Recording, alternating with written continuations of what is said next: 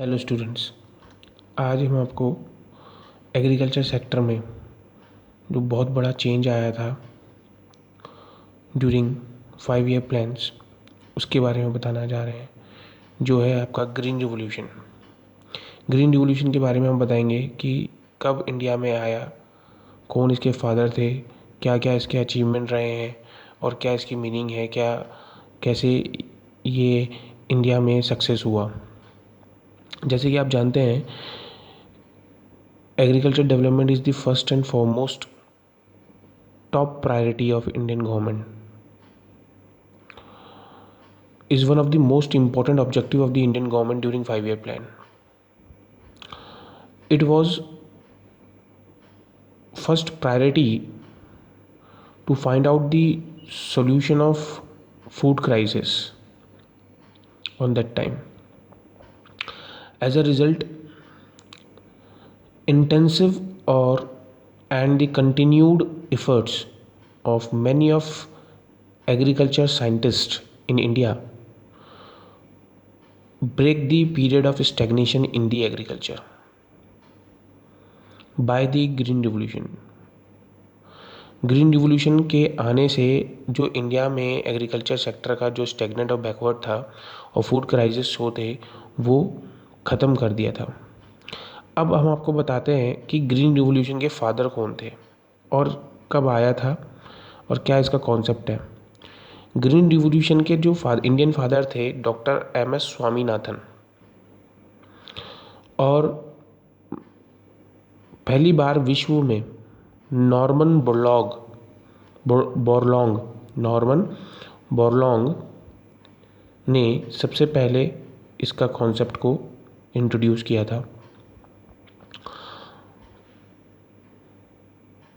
Early 1960s। Both are regarded as father of green revolution and who received the Nobel Peace Prize in 1970. He credited with the saving over 1 billion people from the starvation. India में स्वामीनाथन ने इसको concept को introduce किया था, जबकि पूरे विश्व में सबसे पहली बार नॉर्मन बोरलॉन्ग ने किया था मैक्सिकन सिटी में।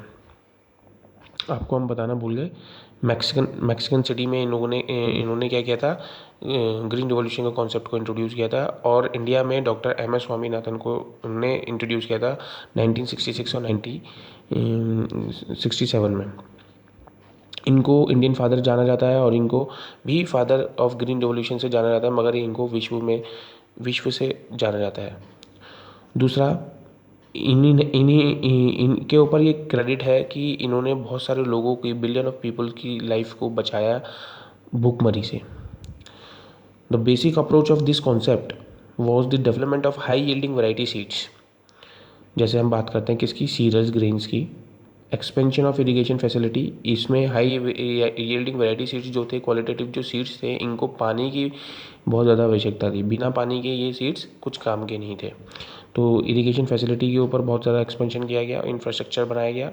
Modernisation mean of management technique को इस्तेमाल किया गया। इससे बहुत ज़्यादा इनकी हमारे एग्रीकल्चर सेक्टर में प्रोडक्टिविटी और क्रॉप्स का इंक्रीमेंट देखने को मिला।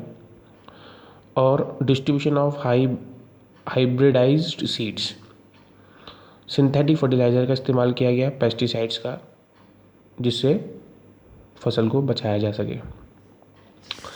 तो ग्रीन रिवॉल्यूशन है क्या? मगर इंडिया में स्वामीनाथन ने जो इंट्रोड्यूस किया था कॉन्सेप्ट को मिड 1966 टू 1967 में किया था, मगर पहली बार विश्व में the first time William Gain, जिसको गॉड भी बोला जाता है, William Gain in 1958 they use this term agriculture revolution, जो ग्रीन रिवॉल्यूशन है आपका, उसको यूज़ किया गया था। It is also known as revolution of seeds, fertilisers and irrigation. Green revolution refers to, अब इसकी हम मीनिंग बताते हैं ग्रीन रिवॉल्यूशन है क्या। Green revolution refers to the large increase in production of food grains due to use of high yielding variety seeds. ये क्या है, ग्रीन रिवॉल्यूशन एक बहुत बड़ा रिवॉल्यूशन हुआ था एग्रीकल्चर सेक्टर में, जिससे प्रोडक्टिविटी, जो प्रोडक्शन था फूड ग्रेन का, वो बढ़ा। हमने क्या किया यूज़, जिसका क्या किस सीड्स का यूज़ किया, हाई यील्डिंग वैरायटी सीड्स का यूज़ किया, जिससे हमारी एग्रीकल्चर की स्थिति बहुत ज़्यादा इम्प्रूव हुई। This concept is spectacular advancement in the field of agriculture. ये क्या है कॉन्सेप्ट, हमारे स्पेक्टेकुलर रिजल्ट आपको देखने को मिले in the field of agriculture. इसके जो अगर हम इम्पॉर्टेंट इफेक्ट बताएं ग्रीन रिवोल्यूशन के, तो क्या देखने को मिला, जो हमारा मार्केट सरप्लस मिला, हमको बहुत ज़्यादा पैदावार मिली, growth in agriculture output which help to sold out in the different countries also. Buffer stock हमारे मेंटेन हुए, लो इनकम ग्रुप के जो फार्मर्स थे उनको हेल्प मिला। तो इसके इम्पोर्टेंस भी काफ़ी सारी हैं जो हम आपको आगे बताएंगे, अचीवमेंट्स आगे बताएंगे। मगर हमने एग्रीकल्चर के साथ व्हेन 5 ईयर प्लानिंग में ग्रीन रिवोल्यूशन के साथ साथ हमने बहुत सारे रिवोल्यूशन किए थे।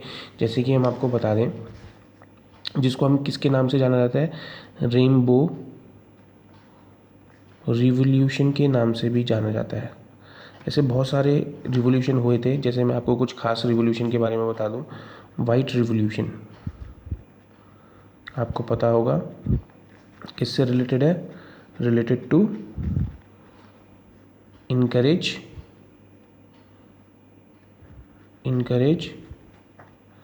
दी farmers to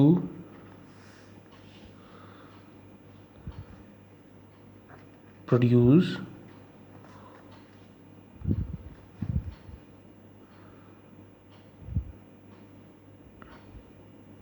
milk, adopting dairies।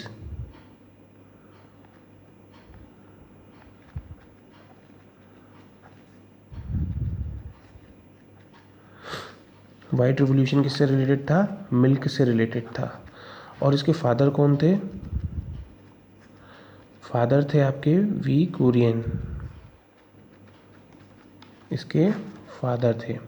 इसी तरह से रिवोल्यूशन आपका वाइट रिवोल्यूशन है आपका। इसी तरह से आपका कौन कौन से रिवोल्यूशन है, बहुत सारे कलर्स हैं आपके। जैसे हम बात करते हैं ब्लू रिवोल्यूशन, जो हम आपको बता दें फिशरीज से रिलेटेड है। किससे रिलेटेड है, related to fisheries. Blue revolution किससे रिलेटेड है, फिशरीज से रिलेटेड है। इसके फादर कौन थे, इसके फादर थे आपके ये थे आपके इसके father doctor Arun Krishnan and